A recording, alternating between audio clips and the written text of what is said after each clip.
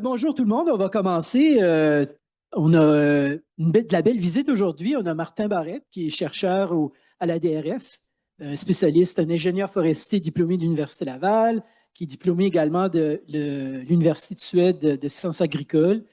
C'est un chercheur en foresterie aguerri, il a formé plusieurs étudiants. Il entretient encore des collaborations avec le CEF. C'est d'ailleurs un membre associé du CEF. Puis, on est très heureux de l'accueillir aujourd'hui. Il va nous parler de promouvoir la foresterie basée sur la science. Fait que c'est un sujet qui est d'actualité. Puis, je t'invite, Martin, à nous présenter ce que tu as à nous dire aujourd'hui. Bien, merci, Marc. Pour le son, ça va bien comme ça? À distance, Ouais. tout? OK, super. Bon, bien, merci beaucoup, Marc, pour cette présentation. Moi, je vais commencer peut-être par changer de diapo. Un instant.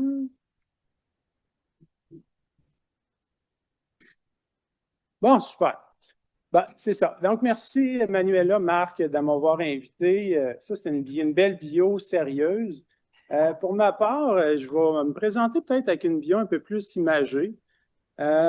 Ici, sur la photo, on voit mon paternel, qui était comme chef d'inventaire forestier pour une compagnie quand il était étudiant en foresterie. Ici même. Dans ce temps-là, ça a l'air qu'on passait toute notre été dans une tente prospecteur, puis qu'on pulvérisait du DDT dans les tentes pour dormir sans moustiques le soir. Je ne sais pas pour les plus jeunes si vous le savez, là, mais c'est un insecticide qu'on n'utilise plus parce que c'est dangereux pour la santé humaine. Mais tout ça pour dire qu'il m'a raconté des histoires encore plus horrifiantes que le DTT, où des équipes d'inventaires avaient perdu toute leur été de données après avoir chaviré dans la rivière en descendant en canot vers la civilisation. Fait que ça, je pense que ça fait encore plus peur. Mais finalement, il a traversé la rue après avoir fait son bac ici, il est allé en biologie. Tout ça pour dire que mon héritage forestier, ça remonte au temps des concessions forestières. Là, c'est drôle parce qu'il est dans la salle, là, je vais le montrer pareil. Dans l'histoire plus contemporaine, on me voit ici petit étudiant avec mon directeur, Louis Bélanger, et son propre directeur, donc Marius, je ne sais pas si c'est en tout cas, c'était le directeur Louis Bélanger, un prof ici, donc mon grand-père forestier. Ça fait de toi, Louis, mon père forestier, là, par là-bas. Pour le meilleur et pour le pire. Donc, Marius disait, la sylviculture, c'est un art et une science. Moi, je réfléchissais à leur conversation d'adultes, puis je me disais, OK, oui, un art, je pense que je comprends. Qu'est-ce qui se passe au paysage, puis à l'échelle de l'aménagement? Je pense qu'aujourd'hui, une manière d'exprimer un peu ou d'expliquer cette idée de Marius de l'art, c'est pas le seul qui le dit, là, mais moi, ça m'arrangeait de dire que c'était Marius qui avait dit ça. C'est la gestion adaptative, OK? Qui était justement développée pour gérer des systèmes complexes pour la forêt où il y a une incertitude qui est inhérente. On ne s'en sort pas. Puis ça met l'accent sur l'apprentissage lorsque les connaissances sont incomplètes. Là, je pense que ça va toujours être le cas en foresterie. Donc, la gestion adaptative, ça vient nous aider. Fait que cette approche, c'est une approche prudente où le forestier ajuste périodiquement sa planification, ses agissements, comme on voit ici dans le cercle, en fonction des nouvelles connaissances qui lui permettent de viser la durabilité. Bien, effectivement, c'est pas suffisant, c'est pas suffisamment difficile pour le forestier de gérer dans l'incertitude. Il faut en plus qu'il vise la durabilité. Mais qu'est-ce que ça veut dire? Là, ici, je vous ai mis une figure un peu plate qu'on a vue très, très souvent, l'image classique du développement durable avec les trois sphères. Donc, on le voit ici, ce qui est durable, c'est ce qui est la même, qui est commun aux trois sphères. Puis, petite chose intéressante, c'est que le label café équitable, mais peut-être qu'il devrait être durable, parce que ce qui est équitable ne tient pas nécessairement compte de l'environnement. Donc, quand cette notion de développement durable atterrit en foresterie, ça s'appelle de l'aménagement forestier durable. Et essentiellement, vous comprenez aujourd'hui que je vous présente ça de la vision du forestier. J'ai le goût de parler du forestier. Donc, pour lui, ça représente une quête pour atteindre un compromis acceptable entre trois grandes valeurs de l'aménagement forestier durable qu'on peut visualiser comme un tabouret à trois pattes sur lequel se tient le forestier. Donc, ça illustre le fait que le forestier ne peut pas envisager des solutions qui pointent vers un compromis. Non, il ne peut qu'envisager des solutions qui pointent vers un compromis acceptable entre les diverses parties prenantes. Le forestier ne peut pas implémenter une solution qui favorise seulement une ou deux pattes au détriment de la troisième de son tabouret. Donc, on comprend que le forestier ne peut pas envisager une foresterie qui n'est pas rentable ou non plus, il ne peut pas envisager une foresterie, par exemple, qui dégrade la forêt. C'est ici que la DRF arrive. Là, ici, vous avez une vision, une photo de Google Street View. Fait que quand vous allez nous visiter, là, vous allez arriver par là. Fait que, bienvenue à tous. Donc, pour aider le forestier à prendre des décisions devant l'incertitude, sans tomber de son tabouret de l'aménagement forestier durable, la Direction de la recherche forestière du gouvernement du Québec, on joue un rôle critique en le soutenant avec des connaissances scientifiques. Parce qu'en effet, pour promouvoir la durabilité de la foresterie qu'ils pratiquent, leur décision doit le plus souvent possible être basée sur la science. Dans un contexte de gestion adaptative, la DRF, par l'apport de connaissances scientifiques à gauche du cercle de gestion adaptative, vient soutenir le travail des aménagistes à droite du cercle de gestion adaptative. Bon, fait que là, pour la suite, je vais vous présenter des exemples concrets portant sur le rendement, la résilience, la naturalité des forêts aménagées. Puis on va terminer avec une manière d'entrevoir l'incertitude liée aux changements globaux. Donc, première connaissance scientifique qu'on a publiée dans Forest Ecology Management, avec l'aide de Marie-Ève Roy, chez nous, ingénieur forestier de l'année, on fait des petits avis vulgarisés de 2 pages en français. Donc, tout ça est disponible. Première question qu'on s'est posée, c'est que est-ce qu'un scénario de plantation pouvait altérer la résilience, ce qui pourrait correspondre à une dégradation de la forêt, ce qui ne cadre pas du tout avec l'aménagement forestier durable, puis nous bloquerait l'accès au marché du bois européen, par exemple, notamment si vous êtes au courant de certains enjeux internationaux. Les Européens nous ont dit on n'achète plus de bois de forêt dégradée. Donc, premièrement, le scénario de plantation par la coupe retire les arbres semenciers, ce qui pourrait altérer la succession naturelle. Ensuite, la préparation de terrain pourrait éliminer une partie de la régénération, ce qui pourrait ralentir ou stopper la succession naturelle. Puis enfin, la plantation pourrait orienter la succession vers une nouvelle trajectoire.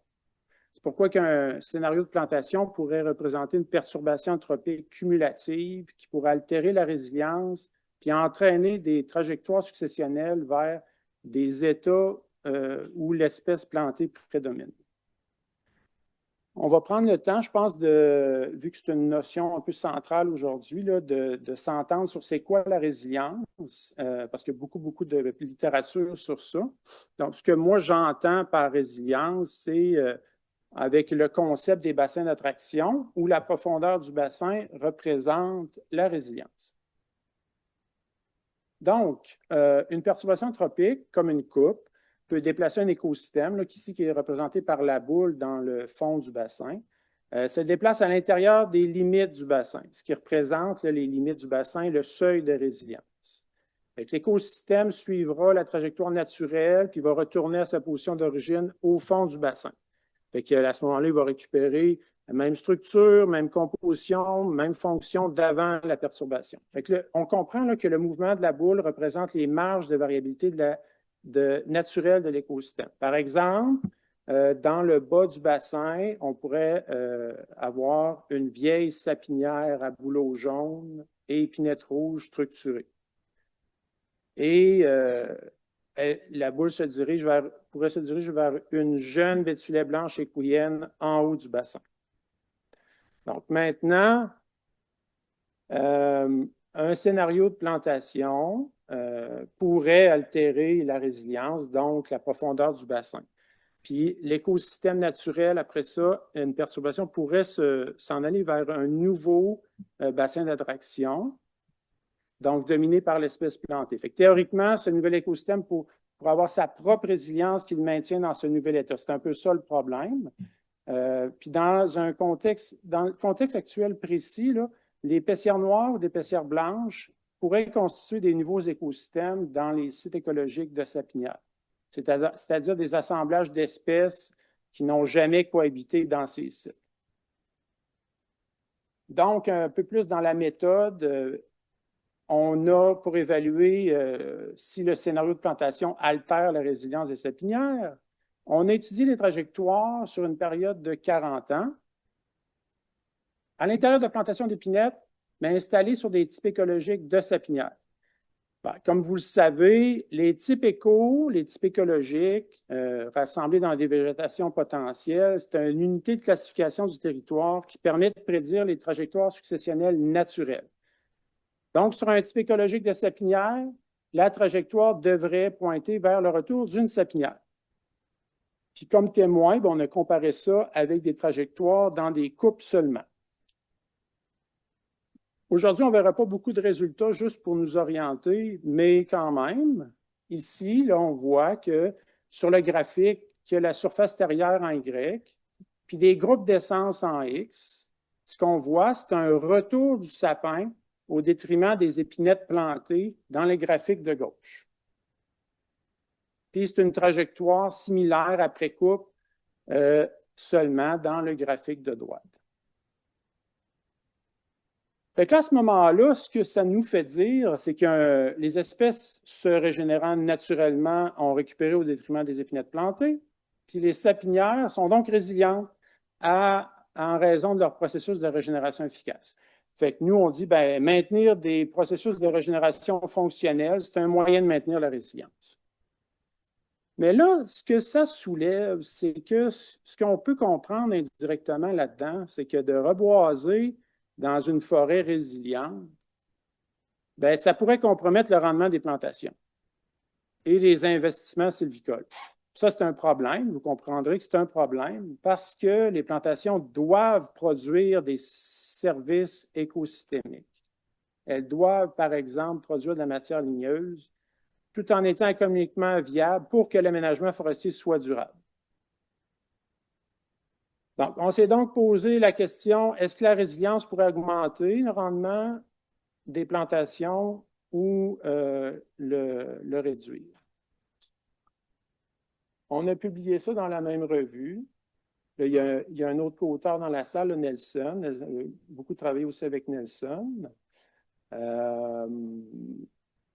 Donc, dans ce cas-là, pour évaluer si la résilience de la forêt naturelle pouvait augmenter ou compromettre le rendement des plantations, dans le même genre d'études, on a étudié les trajectoires sur 40 ans dans des plantations d'épinettes noires sur des types écologiques de sapinières.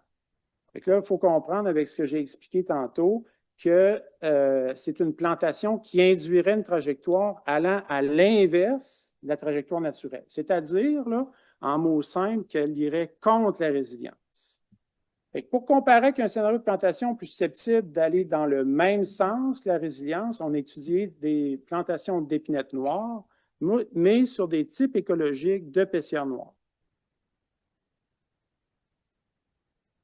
Donc, ce qu'on peut voir sur le même genre de graphique que tantôt, avec la surface terrière en Y et les groupes d'essence en X, c'est que les trajectoires successionnelles sur les types écologiques de paissières noires à gauche, dans le graphique de gauche, pointent vers le rétablissement de l'épinette noire, alors que les trajectoires sur les types écologiques de sapinières pointent vers le rétablissement du sapin baumier et du bouleau au détriment de l'épinette noire. Donc, la résilience peut compromettre, mais aussi améliorer le rendement des plantations. Fait que favoriser des plantations qui pointent dans le même sens la résilience, ben, c'est une bonne idée. Ensuite, on s'est demandé, OK, mais qu'est-ce qui se passe plus globalement avec plus largement nos plantations opérationnelles? Est-ce qu'elles se battent contre la résilience?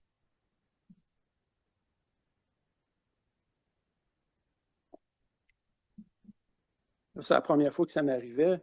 On avait reçu Editor's Choice de la revue. Puis encore une fois, je remercie Nelson là-dedans, mais il écrit très bien. Donc, c'est certain que ça a contribué.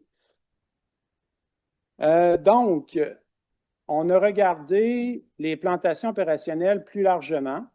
On a évalué leur rendement des 3 principaux types de plantations, épinette noire, épinette blanche, pin gris, sur l'ensemble des diverses régions écologiques sur une période de près de 40 ans.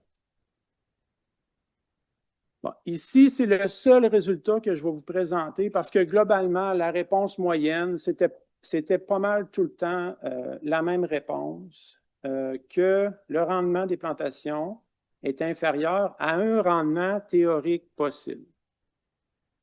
Donc là, la maison n'est pas nécessairement en feu, c'est juste de dire que le rendement est inférieur à un rendement théorique possible. Donc, on voit ici en Y la surface terrière et le temps depuis la plantation en X, avec les 3 courbes. Donc, le pointillé, c'est le rendement théorique possible.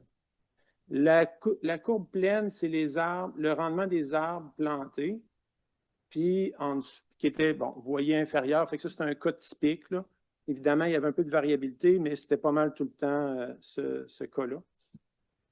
Et ensuite, en bas, le rendement des arbres régénérés naturellement au sein même de la plantation. Bon.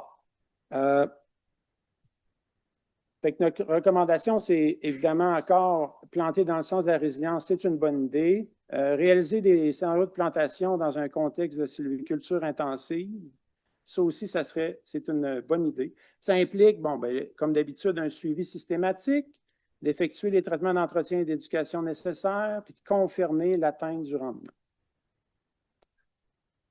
Ensuite, on s'est demandé, on a essayé de répondre à la question, c'est quoi les effets de la coupe totale sur la composition future de la forêt tempérée? Est-ce que la coupe cause des reculs successionnels? Bon, ça, pourquoi c'est important?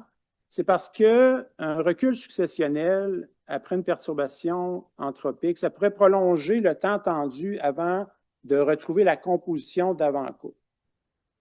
Si ça se produit, c'est important de reconnaître, d'en tenir compte dans l'évaluation de la possibilité forestière d'espèces de fin de succession. Pour un peu vous présenter comment on a répondu à cette question-là, puis c'est quoi un recul en termes conceptuels, on a bâti un modèle de dynamique forestière où ce que vous voyez les stades de développement à gauche, les stades successionnels en bas. Ça, c'est un peu novateur, cette matrice-là, parce que d'habitude, on vous ment. Non, c'est pas vrai. C'est qu'on vous présente une diagonale qui part d'en haut à gauche vers en bas à droite. Puis ça occulte une compréhension de la dynamique forestière. Par exemple, ça nous permet ici de mieux comprendre que des vieilles forêts, il y en a dans différents stades de succession. Bon, le modèle est dynamisé par la régénération-croissance, la sénescence et des petites perturbations, et 2 grands types de perturbations. Puis, évidemment, les groupes d'espèces de début de succession prédominent dans les 2 stades de début, puis des espèces de fin de succession, les groupes d'espèces de fin de succession prédominent dans les 2 stades de fin de succession. Fait que dans le début de succession, ça pourrait être pour ce modèle-là. Parce que là, on a fait ces modèles-là pour toutes les végétations potentielles. Celui-là, pour la sapinière à bouleau jaune, ben, ça pourrait être dans les stades de début, une bétulet blanche, et les stades de fin, une sapinière à bouleau jaune. Donc, le stade avance par des grands pas d'à peu près 100 ans sur un horizon de 300 à 400 ans. Si on retourne à la première, les deux grands types de perturbations, le premier grand type, si les vieux peuplements de fin de succession subissent une perturbation qui épargne la régénération préétablie, soit le premier type, comme une épidémie de tordeuse des bourgeons d'épinette, par exemple, bien, ils peuvent demeurer dans le même stade successionnel. C'est-à-dire qu'ils sont maintenant au stade de développement en régénération, mais ils ont conservé la même composition d'avant la perturbation, si bien qu'ils sont encore dans ce même stade. Ça, c'est la ligne verte. Alors que les vieux peuplements de fin de succession qui subissent une perturbation qui tue la régénération préétablie, comme le feu, par exemple, soit la deuxième grande type de perturbation naturelle, bien, ces peuplements-là retourneront à des stades de début de succession. Fait que c'est ce qu'on pourrait appeler un recul successionnel. Mais dans ce cas-ci, naturel. Puis là, à ce moment-là, il faut ajouter 100, 200 ans pour retrouver la composition de fin de succession d'avant la perturbation naturelle. Maintenant, si on change la perturbation naturelle par une coupe totale dans une forêt de fin de succession, est-ce que ça causera un recul successionnel? Là, je rappelle que c'est un enjeu important parce que ça pourrait allonger le temps pour retrouver la composition d'avant la coupe. Fait que là, encore une fois, on part en hélicoptère pour avoir une vision globale, à grande échelle, des grandes tendances moyennes. Dans la sapinière à bouleau jaune, en gris foncé, et l'érablière en gris pâle, on a utilisé près de 4000 placettes et une évolution pouvant aller jusqu'à 87 ans. Un des défis de cette étude, puis on dirait que c'est de la faute de mon père là, dans ce temps-là, mais c'est que la composition d'avant la coupe n'était pas disponible. Toutefois, on a plusieurs indications que c'était généralement à l'intérieur de forêts matures et surannées, principalement constituées d'espèces de fin de succession. Puis ces régions écologiques-là ont toujours été dédiées à l'approvisionnement des industries des pâtes et papiers et du sciage, qui ciblent toutes deux les forêts dominées par des espèces de fin de succession, comme l'épinette noire. Les concessionnaires, là, effectivement, ils cherchaient le résineux. Fait que si je récapitule, en supposant que les peuplements étaient généralement dominés par des espèces de fin de succession avant la coupe, si les essences de début de succession prédominent après, c'est que globalement, les trajectoires pointent vers un recul. Donc, les données, un exemple de résultat, on regarde la sapinière à bouleau jaune. C'est la même chose pour l'érablière, donc on va avoir juste un exemple. Sur le graphique de gauche, la trajectoire indique un recul chez les arbres après 40 à 50 ans. Parce qu'on voit que la surface extérieure des essences de début de succession, bien, elle prédomine sur celle de fin de succession. Sur le graphique de droite, par contre, quand on regarde les gaules, parce que là, à gauche, c'est la surface extérieure des arbres, et à droite, c'est la densité des gaules, il n'y aurait pas de recul, parce que les gaules de fin de succession prédominent sur celles de début de succession. Ça, c'est une indication que les peuplements avant coupe étaient effectivement de fin de succession parce que les peuplements étaient encore trop jeunes. Les peuplements de début de succession étaient encore trop jeunes pour produire une régénération de fin de succession. Il n'y avait même pas la canopée était même pas encore, il n'y avait pas encore d'arbres de fin de succession dans la canopée. Fait que les gaules provenaient fort probablement d'une canopée de fin de succession avant la coupe. Bon, ben, un grand détour pour me justifier. Fait que finalement, quand notre retour d'hélicoptère, on voit que les grandes tendances moyennes nous indiquent que les trajectoires pointent vers un recul dans les deux régions. Avant d'arriver avec des recommandations, on a voulu répondre à la même question, mais en forêt boréale, qui est sorti celui-là dans le journal européen. Et cette fois-ci, on a regardé près de 6000 placettes sur une évolution qui pouvait aller jusqu'à 90 ans. Fait que tout de suite, au constat final, je peux vous dire, faites-moi confiance, qu'il y a des reculs dans les deux régions de l'Ouest, mais pas de l'Est. Donc, dans la Pessière et la Sapinière à Bouleau Blanc de l'Ouest, mais pas dans celle de l'Est. Donc, encore dans le contexte de la gestion adaptative, la DRF rappelle que c'est important de tenir compte et de surveiller les trajectoires successionnelles post-coupe parce que ça peut être un enjeu de durabilité. Donc, ces fameux reculs, il faut être capable de les reconnaître pour en prendre compte. Maintenant, si on retourne un petit peu à nos idées de développement durable du début. Au Québec, le véhicule privilégié de l'aménagement forestier durable, c'est-à-dire comment on vise la durabilité, c'est par un aménagement écosystémique. Ça veut dire un aménagement forestier durable qui a comme valeur centrale structurante la biodiversité. Donc, la définition très simple d'aménagement écosystémique, c'est un aménagement qui vise à réduire les écarts entre la forêt aménagée et la forêt naturelle. Fait que nous, on a voulu développer un indicateur qui mesure cet écart-là. Donc, l'aménagement écosystémique vise à réduire l'écart. On a développé un indicateur pour le mesurer. Donc, cet indicateur, la naturalité, a été publié dans Ecological Indicator. Puis, ce calcul-là se fait en 2 étapes. Donc, le fameux modèle, on s'en est encore servi, que je vous ai présenté tantôt. Première étape, c'est de classer chaque peuplement dans une classe de naturalité en fonction de sa composition actuelle, en le comparant à une composition naturelle. Puis les modèles nous servent de produire une série de prédictions de composition naturelle plausible. Donc, ça, c'est la première étape. C'est classé dans ces 4 classes de naturalité. Là, il faut savoir que c'est une adaptation québécoise pour nos forêts, mais c'est un concept international. Fait que quand on parle de naturalité, on parle à l'international. Ça nous aide aussi à faire ça. Là, il faut comprendre des travaux justement menés par Louis là, à l'époque, en 2014. On a essayé d'expliquer que des plantations intensives, ça pouvait se faire dans un contexte écosystémique. Puis la naturalité était utile pour essayer de faire comprendre ça, que l'aménagement écosystémique, ce n'est pas juste se maintenir dans la classe naturelle.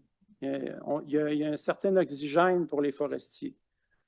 Donc, toutes ces classes-là maintiennent la résilience de la forêt naturelle, sont compatibles avec un aménagement forestier durable ou écosystémique. Ça, c'est un message important.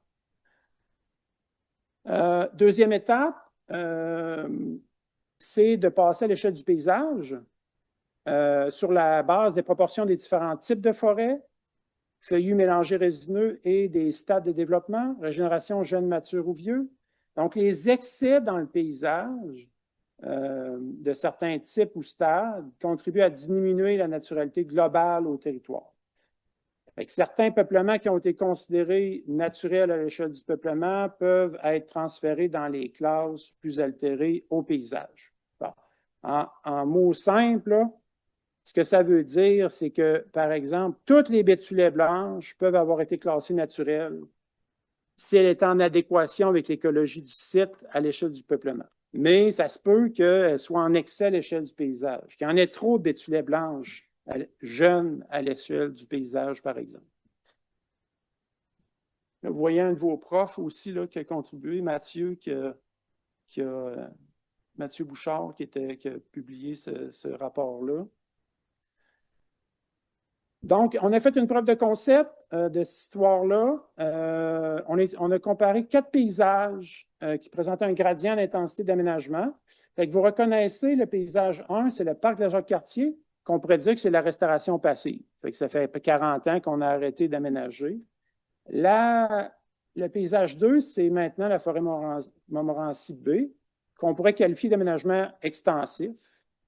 la forêt Montmorency A, qu'on pourrait qualifier d'aménagement intensif, ou qu'on faisait une sylviculture proche de la nature inspirée des perturbations naturelles. Fait que c'est ça. Puis le quatrième paysage, le Bas-Saint-Laurent, où est-ce que là, c'est vraiment un aménagement plus intensif avec une prépondérance de plantation. Donc, à l'étape 1, quand on voit dans les résultats, on peut voir que à l'échelle du peuplement, les paysages 1, 2 et 3 ont tous près de 75 de leur peuplement dans la classe naturelle. Puis la proportion de peuplement altéré augmente un peu avec le temps, avec le gradient d'intensité. Puis alors que le paysage 4 a plus de peuplement semi-naturel et altéré. Puis quand on monte à l'échelle du paysage, à l'étape 2, bien, la quantité de semi-naturel augmente dans les 3 premiers paysages, alors que l'altéré augmente dans le 4e. Bon, tout ça pour dire que c'est utile là, pour évaluer les techniques d'aménagement. Fait que la DRF, ben, le constat, en même temps, c'est quand même intéressant. Là, après 100 ans de foresterie, la forêt est quand même demeurée largement semi-naturelle et naturelle. Premier constat. Puis donc, nous, on recommande d'en évaluer la naturalité périodiquement. Ça va nous permettre de voir si la naturalité augmente ou baisse, puis d'évaluer l'efficacité des initiatives d'aménagement. Maintenant, d'habitude, la question qui arrive tout de suite, qui brûle les lèvres de tout le monde, tu vois, mais avec les changements globaux, est-ce que la naturalité et l'aménagement écosystémique, ça demeure pertinent? Parce qu'avec les références à la forêt naturelle qui évoluent en raison des changements globaux, qui impactent les dynamiques naturelles, puis nos références à la forêt naturelle. Donc, on ne s'en sort pas. Effectivement, les changements globaux ont altéré la résilience de la forêt préindustrielle. Ça accélère son évolution vers de nouveaux écosystèmes. Fait que là, on voit les notions que j'ai discutées un petit peu au début de résilience puis de bassin d'attraction. Fait que là, les endroits où on va faire de la foresterie dans le futur, c'est ceux où le maintien d'un état forestier va avoir été compatible avec les changements globaux. Dans le fond, cette nouvelle forêt naturelle, elle va résulter de processus naturels qui vont lui conférer une biodiversité qui est spécifique et distincte de celle de la forêt préindustrielle. Fait que ça, c'est illustré dans la figure où l'altération de la résilience de la forêt préindustrielle par les changements globaux fait qu'elle ne peut ne plus être résiliente. Donc, à la suite d'une perturbation comme une coupe, la forêt préindustrielle pourrait évoluer vers une forêt naturelle. C'est le passage de la sphère verte qui passe son seuil de résilience qui a été abaissé vers un nouveau bassin d'attraction. Là, le problème, comme je vous expliquais tantôt, c'est que ce nouveau bassin d'attraction de la nouvelle forêt naturelle, il a sa propre résilience qui va maintenir ce nouvel état dans ce même bassin-là après perturbation. Donc, sans contredit, la forêt naturelle évolue. Puis, pour favoriser la durabilité de l'aménagement forestier réalisé aujourd'hui, il est nécessaire de définir de manière plus contemporaine cette nouvelle forêt naturelle, puis de complémenter nos états de référence actuels en y intégrant des projections de la forêt du futur. La forêt naturelle contemporaine, on la définit comme la forêt d'aujourd'hui, définie par des attributs de la forêt préindustrielle, jugée comme une référence encore pertinente aujourd'hui, et par des projections de futurs probables. Suivant ce raisonnement, il serait donc possible d'identifier pour chaque type de forêt une série de trajectoires successionnelles issues de son état initial, puis conditionnées par des états futurs probables, comme on voit là, dans la figure. Là, j'aimerais quand même revenir sur le fait que plusieurs attributs de la forêt préindustrielle sont encore jugés comme une référence pertinente aujourd'hui. D'une part, parce que leur documentation n'est probablement pas suffisamment ancienne pour que les changements globaux aient influencé significativement leur dynamique. Par exemple, moi, j'ai décrit des paysages avec des archives de 1945. les photos aériennes de 1945. Puis d'autre part, ben, plusieurs publications nous montrent dernièrement que la forêt peut être plus résiliente aux changements globaux que prévu initialement. Donc, tout ça pour dire que la forêt préindustrielle est toujours utile pour comprendre les processus naturels, prévoir les trajectoires successionnelles vers les forêts du futur et servir de référence pour identifier des enjeux de biodiversité. En conclusion, on recommande, étant donné que, parce que là, je m'en vais vers ce message-là, c'est davantage la forêt plutôt que le concept d'aménagement qui change. On recommande de réaliser un aménagement écosystémique de la forêt naturelle contemporaine sur l'ensemble du territoire forestier québécois. Puis plus spécifiquement, on recommande d'une part que la réduction des écarts entre la forêt aménagée et la forêt naturelle contemporaine demeure un moyen privilégié pour mitiguer les enjeux écologiques.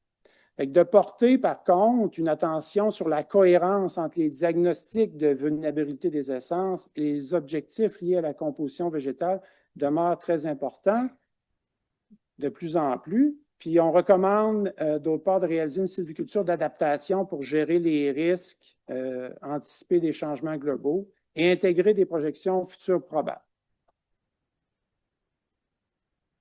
Comme j'ai déjà commencé à le dire, je n'ai pas fait ça tout seul, on a une belle et grande équipe, donc je veux remercier Isabelle Auger, Marie-Ève Roy, Jean-Noël Nelson qui est ici, Jean-Pierre Tremblay, Daniel Dumais, François Guillemette, François Hébert de la DRF aussi, Fabien Lantaigne et Stéphanie Lefebvre-Ruel, Mathieu Bouchard, Yann Boucher, Julie Barrette, Julie Bouliane et Martin Setou. Donc, merci beaucoup de votre attention, de m'avoir invité. Puis maintenant, j'aimerais savoir si vous avez des questions.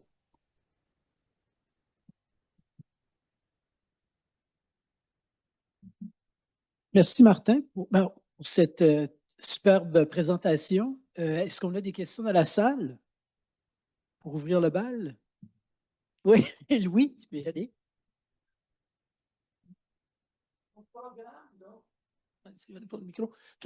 Peux-tu revenir sur tes recommandations?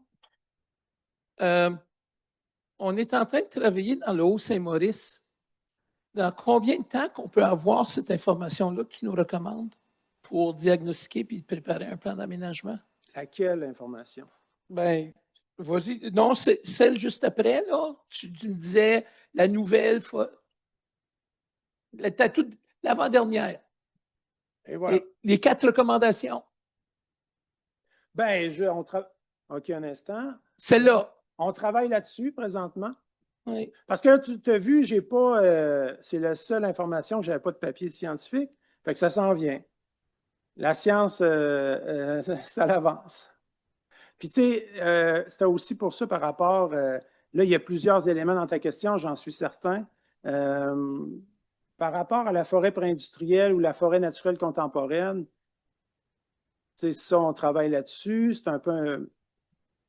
Pour l'instant, il n'y a pas nécessairement, on ne prévoit pas nécessairement de grands changements. Puis, justement, pour les deux autres points, ben, François Hébert à la DRF, Catherine Terrier, c'est tous des gens, là, Stéphanie Lefebvre-Ruel à la DAF, c'est tous des gens qui travaillent activement là-dessus. Là. Donc, on ne l'aura peut-être pas sur les plans qui arrivent ici, mais ça serait une information disponible pour... Parce que dans le sens, c'est intéressant. Puis là, on a, pour l'instant, on doit faire nos plans sur une base d'aménagement écosystémique. Ce que je vois là, c'est une commande intéressante. À l'époque, il y avait tout un réseau universitaire qui appuyait le développement de l'aménagement écosystémique. Pour faire ça, est-ce qu'on est capable de livrer ça aux aménagistes? Oui, là, je veux vraiment faire la distinction entre la direction de la recherche forestière, d'un bord, du cercle de gestion adaptative, puis ta question qui s'adresse peut-être à d'autres forestiers que moi. Là. Moi, je ne suis pas nécessairement dans le politique, je développe les connaissances scientifiques. Mais je pense que ça s'en vient. On travaille là-dessus. Bien, je vais te renvoyer. Est-ce qu'on travaille dans le bon sens, Louis?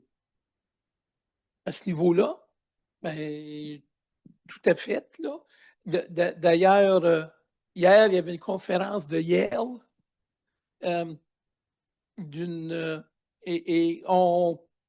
ça portait sur le multiple use, puis sa conclusion, c'est que le multiple use, en termes politiques, est excessivement difficile de définir, c'est un peu de tout pour tous, mais qu'elle semblait dire l'élément pour fonder une bonne foresterie, entre autres comme indicateur, elle parlait d'intégrité écologique, que je vois qui ressemble au niveau de naturalité. Alors, c'est cette conclusion américaine-là semble aller en convergence avec ce que tu proposes ici.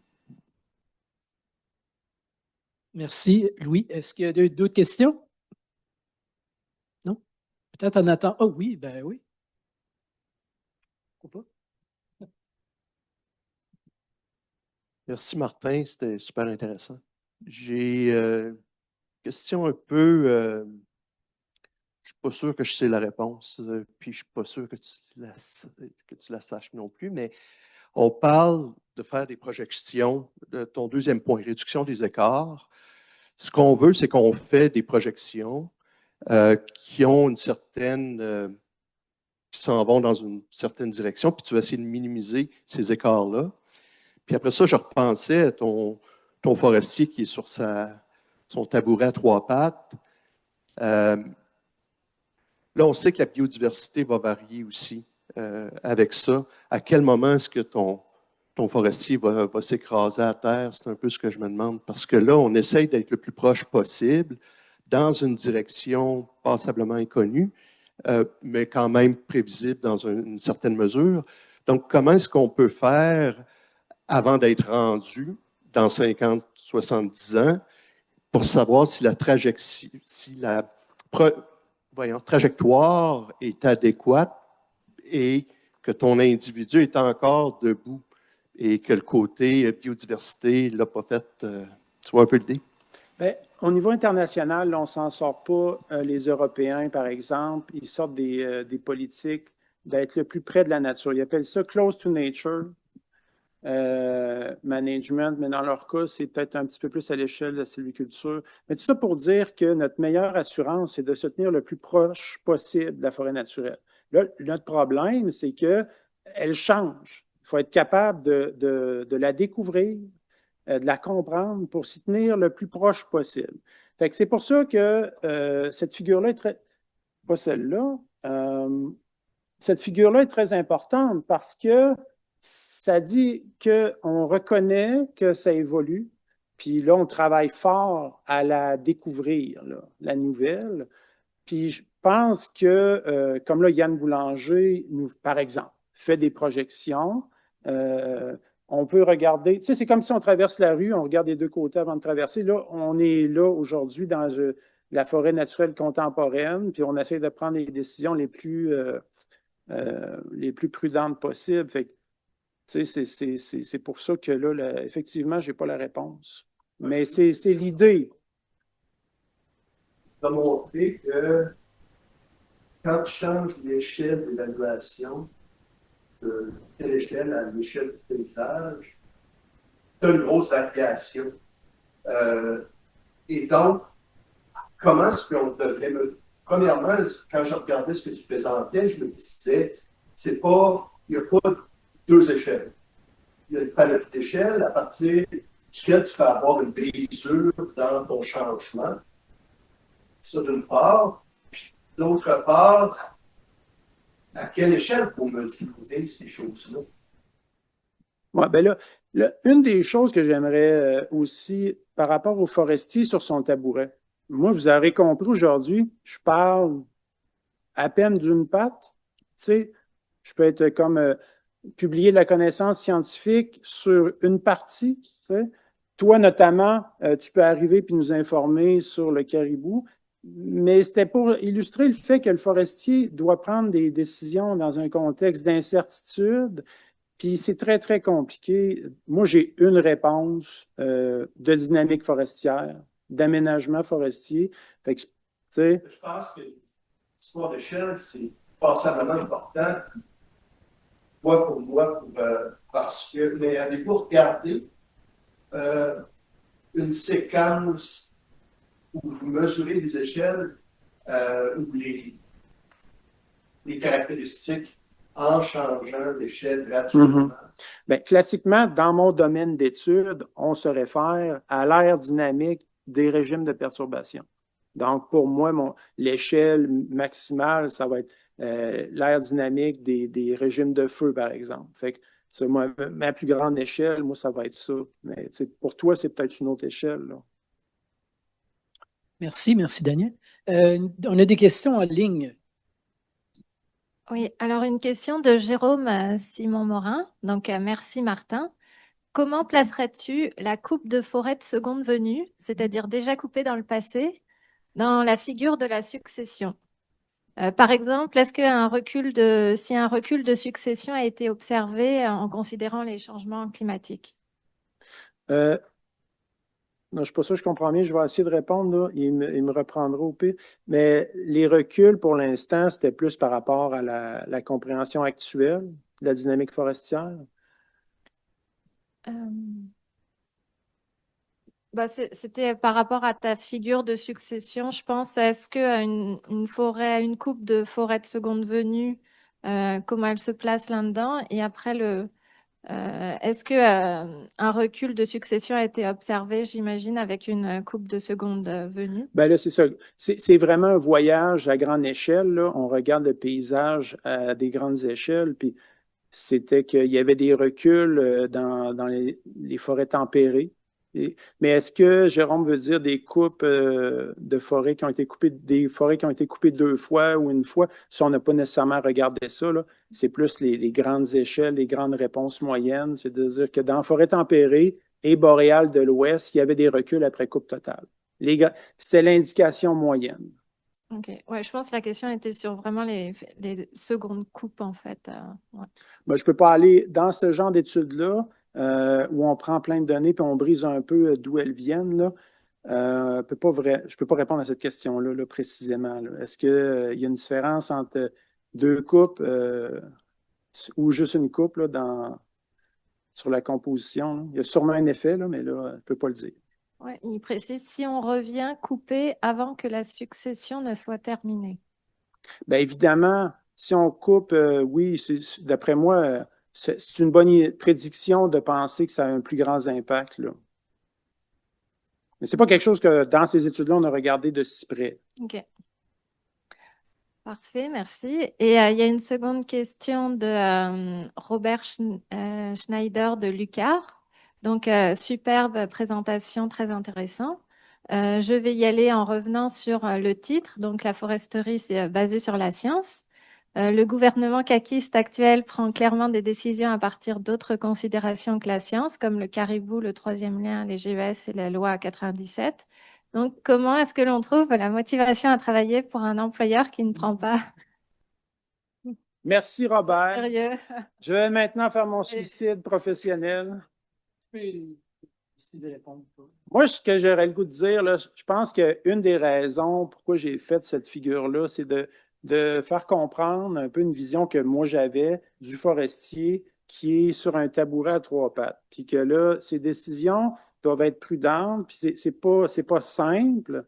Puis il ne peut pas envisager une solution qui ne répond pas à toutes les sphères. Donc, c'est d'où la complexité. Puis ensuite, j'aimerais ça juste dire qu'au gouvernement, il y a énormément de forestiers de bonne volonté et compétents. Est-ce qu'il y a d'autres questions pour Martin? Oui, Louis, deuxième portion. On liste de questions. Mais, Martin, dans un certain sens, tes études, c'est une forme de suivi à long terme que tu nous proposes. Puis, par exemple, pour la forêt de Lotbinière, Anthony Drouin, sa maîtrise, il a pris l'ensemble des décennaux, là, puis a fait un bilan sur 50 ans. Et c'est clair qu'on voit des choses que des bilans sur 5 et 10 ans ne sont pas capables de nous donner. Puis actuellement, quand on regarde d'un plan d'aménagement à l'autre, on a plutôt tendance à faire des suivis de court terme, puis les diagnostics de long terme ne sont pas faits. Et est-ce que tu penses qu'on est prêt bientôt au Québec de passer à faire pour chacun de nos unités d'aménagement ce genre de bilan, ce diagnostic à long terme, là? Louis, tu es à la retraite, je pense. Hein? Non, c'est une très bonne question. Je pense que ça, c'est un exemple. Le défaut de certaines données que je disais, par exemple, qu'on n'avait pas l'information avant la coupe, bien, ça prend juste un petit peu d'idées pour contourner, mais on a quand même beaucoup de données là, pour faire des bilans. Là. Je pense. Ça fait partie ça fait partie effectivement du suivi puis de la fameuse gestion adaptative. Là. Je ne suis pas sûr que je réponds à ta question. À la direction de la recherche, avez-vous, ce que tu viens faire là, ça fait, OK, c'est ta recherche, ça fait-tu partie d'un programme, d'une vision? Bien, ça fait partie de mon programme de recherche, puis je pense que de toute façon, dans le contexte du gouvernement, de répondre à des organes comme le vérificateur général, faire le suivi forestier, c'est... Peut-être que je redonne Ouais. le contexte. Le transfert de l'une à l'autre, tu le sais, à un moment donné, on avait une équipe d'aménagement écosystémique au Québec. Il y avait des représentants d'écosystémiques dans chaque région et il y avait des discussions sur justement ces éléments-là d'enjeu. Donc, il y avait un transfert puis une réflexion. Puis cet élément-là s'est égrené un peu au cours des dernières années. Avec l'information super intéressante qui nous a sorti, on peut-tu penser qu'à l'intérieur, qu'avec ce qu'on nous a dit sur l'aménagement écosystémique, les hautes autorités d'environnement, est-ce qu'on pense t'en aller vers cette vision-là que tu présentes? Moi, j'adore tes questions politiques. Je suis content de pouvoir me cacher derrière mon bouclier de scientifique, Louis. Je te remercie pour ta question. Je n'ai pas de réponse. Une dernière question, si vous voulez. Ben, moi, j'en ai une. Au niveau de, je trouve ça intéressant, la naturalité.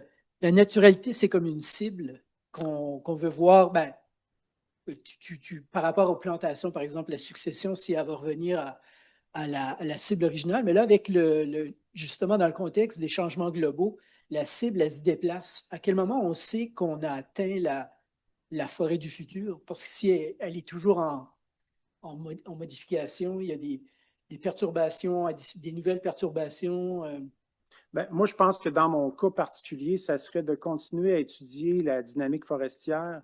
Puis si je suis sur des sites où je m'attends que la succession pointe dans une direction, mais que sans raison apparente de perturbation anthropique, ça s'en va vers une autre succession, bien là, ça serait une indication pour moi que, par exemple, la sapinière à blouot blanc devient l'érablière rouge à épinette blanche. OK, là, faut lâcher nos vieilles connaissances et évoluer. Fait que pour moi, la dynamique forestière, ça serait un exemple.